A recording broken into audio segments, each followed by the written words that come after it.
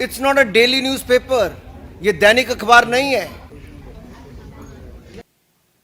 It's a non regular paper. ऐसे एक तो वीकली पेपर है और वो भी छपता है। क्या छपता है? यहां पर इतने सारे पत्रकार, आप में से कोई नेशनल हेराल्ड से है क्या? कोई नेशनल हेराल्ड पढ़ता है क्या? अखबार वैसे तो कागज पे छपता है, लेकिन कुछ कागजी अखबार होते हैं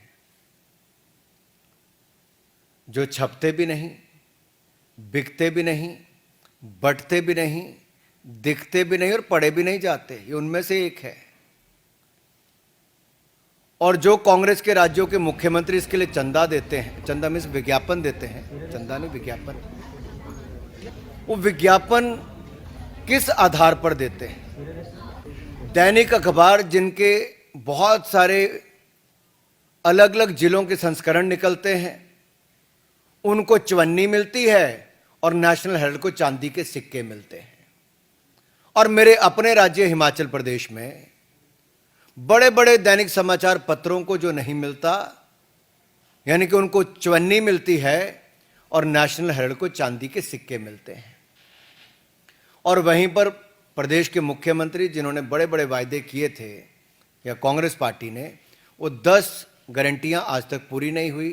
ना महिलाओं को पैसे मिले, ना डीए की किश्त मिली, ना बाकियों को गोबर खरीदा गया, ना दूध खरीदा गया, जो दाम देने थे वो भी नहीं दिए। उसके लिए पैसा नहीं है, लेकिन नेशनल हेराल्ड को विज्ञापन देने के लिए पैसा है। तीसरा,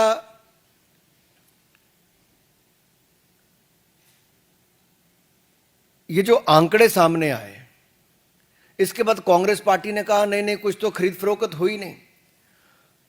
ईडी की चार्जशीट में बहुत साफ है, अपराध का प्रकार, अपराध की तिथि, अपराध का समय, अपराध की जगह, लेन देन का अपराध और अपराध के बारे में सारी जानकारियां ईडी ने फैक्ट्स एंड फिगर्स के साथ अपनी चार्जशीट में रखी है। और ये कांग्रेस का क्राइम है। This is a Congress model of corruption, where a weekly newspaper is getting much more amount than the daily newspapers, and a paper which is not even published at times.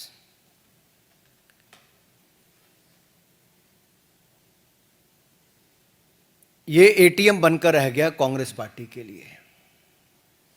क्या national Herald Congress party का ATM हो गया, जहां के कांग्रेस के अलग अलग राज्यों की सरकारें उसमें पैसा डाल रही हैं और टैक्स पेयर का पैसा है? राज्य की सरकारें किस आधार पर विज्ञापन उनको दे रहे हैं, एक तो वो भी सवाल आता है। दूसरा, जो संपत्ति इनकी थी वो सब्सिडाइज रेट पे मिली थी।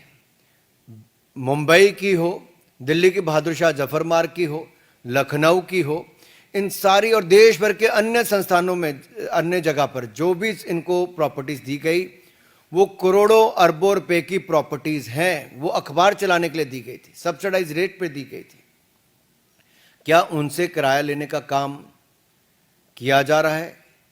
कि वो किराया भी फर्जी उतना ही है जितना फर्जी न्यूज़पेपर छापने के आंकड़े हैं? वायदे भी फर्जी, इनके नेतृत्व भी वैसा, आंकड़े भी फर्जी, और अब क्या किराया भी फर्जी है? क्या ये कांग्रेस के लिए मुद्रा मोचन स्कीम बन गई है?